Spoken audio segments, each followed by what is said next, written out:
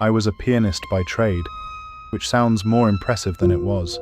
In practice, it meant I spent most of my evenings in other people's houses, playing for their dinners and their little gatherings. I'd always preferred being useful at a distance, keeping myself tucked into the corner of a room where nobody felt obliged to ask about my life. Still, usefulness doesn't pay particularly well when you're the sort of musician people can ignore. And by that winter, I was doing what I always did when things got tight, taking any work offered, telling myself it was temporary. One day I received a letter. The envelope was thick, sealed with black wax, stamped by a crest I didn't recognize. Inside, the message was polite and brief. A wedding, a castle, a request for my services. I was to arrive one day early and spend the night, then perform during the ceremony at 8 the next evening. The payment offered was obscene. I should have asked questions. I should have written back demanding details, demanding a name. But the truth is, I didn't want to give them any reason to withdraw the offer. I wrote my acceptance that same night, and I posted it in the morning before I could change my mind. A week later, I was traveling through snow so thick it seemed to swallow sound. The roads narrowed the further we went. The villages grew smaller, then vanished altogether. When the carriage finally stopped at the base of a steep hill, the driver refused to go further. He wouldn't meet my eyes when he spoke. "That's far enough," he said. I laughed, because I didn't know what else to do, and I took my case and started up the hill on foot, my breath turning to fog in front of me. It was near 6 in the evening when I saw it. The castle was enormous, and not in the romantic way painters like to imagine. Dark stone, narrow windows, iron gates high enough to make you feel small without even trying. The sky behind it was already bruising into night, and the snow made it seem as though the whole structure had risen out of winter itself, a black island in a white sea. I stood there for longer than I want to admit, simply staring, feeling my stomach tighten. Then the gate creaked open. A man was waiting for me on the other side, short and a bit old, bundled in a heavy coat that swallowed his thin frame. His face was funny, I suppose. His features were all in the right places, but they didn't sit naturally together. "You must be the pianist," he said. He introduced himself as my guide and led me past the gates into a garden. The paths were wide and carefully laid, and the stonework was exquisite. It made me uneasy in a very simple way. Even in winter, this one felt abandoned by life itself. As we walked, I tried to keep my voice casual, tried to sound like a man who hadn't already started regretting his decision.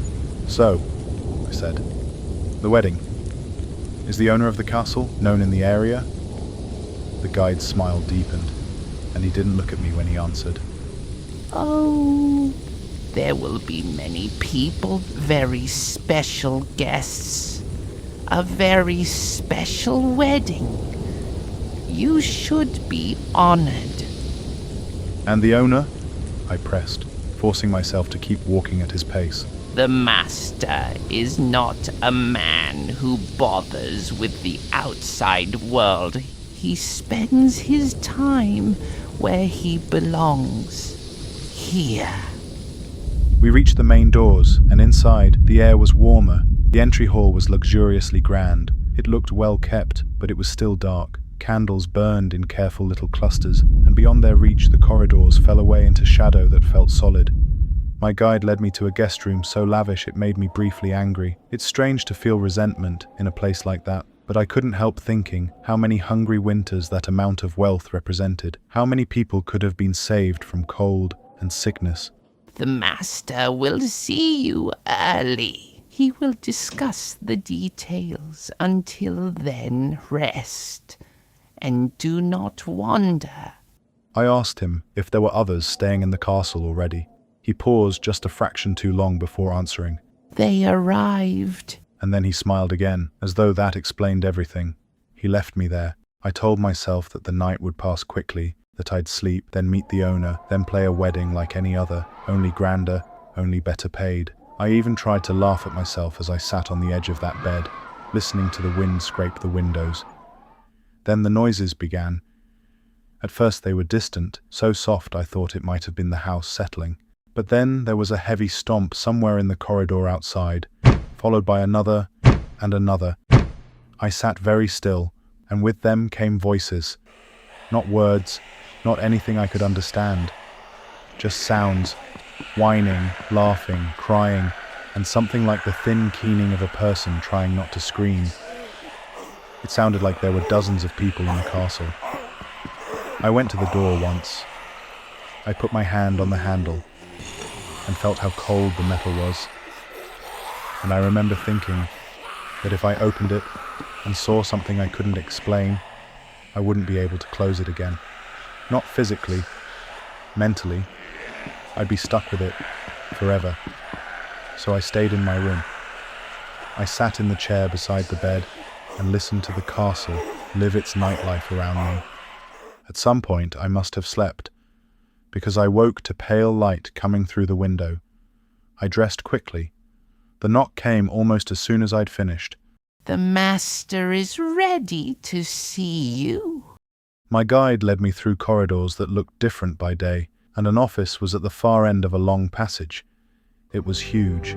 A grand desk stood near the far end, and beyond it a towering window looked out over the garden. A large chair sat behind the desk, facing the window. Someone sat in it. You could tell he was big, even from behind. The chair looked made for a man of unusual size, and still his shoulders filled it. My guide stepped aside and bowed, and then he left, shutting the doors behind him with a soft, final click that made my mouth go dry. The chair creaked. The figure stood up slowly. He turned. His face had the heavy structure of something predatory. He was enormous, easily the tallest being I had ever stood before, and despite the monstrous shape of him, he was dressed like nobility. I must have flinched, because he watched me with a steady, almost patient expression, as if he'd seen that reaction 1,000 times. See it. I sat. He spoke without hostility, without threats. He explained that the wedding would take place at 8 that evening, that the guests had already arrived, most of them the night before. That would account for the sounds I'd heard. He slid papers across the desk toward me, sheet music. The symbols on the staff were unfamiliar, old, as though they belonged to a tradition. There are moments during the ceremony when music must be present. You will not be harmed here. You are under my protection. When the wedding concludes, you will be paid, as promised. You will be welcome at the feast, or you may leave immediately after the final note, if you wish. The choice will be yours. He did not feel cruel. He did not feel like a monster waiting to pounce. It didn't make him safe. It didn't make him human, but it made it possible for a few minutes to breathe. I agreed. What else could I do? I told myself the same lie any desperate man tells himself. It's just one night. It's just music. The guide returned and led me to the hall where the piano stood. It was a magnificent instrument. The hall itself was even larger than I remembered from the brief glimpse the evening before. Practice quietly. The guide said, and then corrected himself, smiling. No, do not play yet. The guests dislike premature music. I looked around. There were no guests, no servants, no movement, only silence. I spent the day going through the sheet music without touching the keys, tracing the patterns with my eyes, trying to force my mind to understand them. I found myself sweating despite the cold. A few times I could have sworn I heard something shifting in the hall behind me, but each time I turned, there was nothing. As evening approached, the castle grew darker, and I don't mean simply that the sun was setting. The candles that had burned steadily all day began to seem weaker, their flames shrinking, their light thinner. My breath started to cloud again even though I was indoors. I remember checking the time and realizing that it was close to 8. That final hour felt endless. I sat at the piano with my hands hovering over the keys, my eyes fixed on the first page of that wrong, ritualistic music. Then I heard them. The helplessness hit me all at once. I was alone in that enormous hall, locked inside a castle that belonged to something not human, and I had nothing to defend myself with but a profession that required my hands to stay steady. They began to come down into the hall from the upper galleries, from side corridors. from staircases that had been empty seconds ago. At first I refused to look. I stared down at the keys like they were a lifeline, but you cannot ignore a room filling with the dead. I saw pale shapes drifting between candlelight. I saw men in formal coats that hung wrong on their bodies, fabric stretched over ribs, faces waxy and slack. I saw women in wedding finery with veils torn and stained, hair floating as though underwater, shadowed figures that seemed made of smoke and cold air, ghosts, spirits. I don't know what words fit, and they were gathering like guests at a celebration. I wanted to run. I wanted to stand up and sprint for the doors and throw myself into the snow and keep running until my lungs burst. But my body refused. Fear is not always a sharp thing that drives you to action. Sometimes it's a weight. Sometimes it pins you in place like a hand on the back of your neck. The clock struck 8, and in that instant, the entire hall went quiet like a theatre before the curtain rises. My hands moved to the keys almost without my permission. I started to play. The sound filled the hall with a strange pressure, vibrating in my teeth, crawling along my skin. The guests responded the moment the music began. Their joy came out as shrieks that were somehow held back, like voices forced through cracked throats. I kept my eyes down. I played and played, page after page, each section timed to the annotations, feeling as though if I made a mistake, the hall itself would notice and punish me. At some point, I heard the great doors open. The groom arrived, the beast, and beside him, the bride. When she passed near enough for me to see, I caught the shape of her legs, hooves like his, moving with practiced grace. Everything about her above the waist looked human, beautiful. The ceremony continued around me in fragments. I tried desperately not to process. Words spoken in a language I did not recognize, though sometimes the rhythm of it made my skin prickle, guests swaying as if pulled by the music rather than listening to it. I did not stop. I could not stop. I played each marked section, my fingers beginning to ache, sweat dampening my palms, my throat raw from breathing shallowly for hours. I could last until the final note. Perhaps I would still be myself when it ended. Eventually, I reached the last page. My hands were shaking so badly, I thought I might miss the final chord. I played it anyway. The note rang out and hung in the air for a heartbeat. Then everything stopped. The presence pressing against my back lifted so suddenly I almost fell forward. I looked up.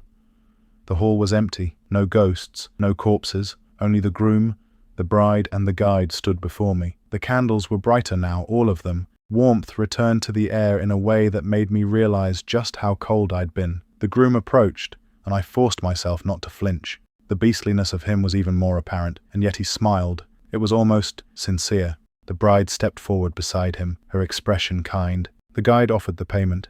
My entire body was trembling. The terror I'd held back for hours finally had space to move. I would like to leave, I managed. Neither of them seemed offended. The bride even nodded, as if she'd expected it. The guide led me back through the corridors and to the main doors. Outside, snow fell in gentle sheets.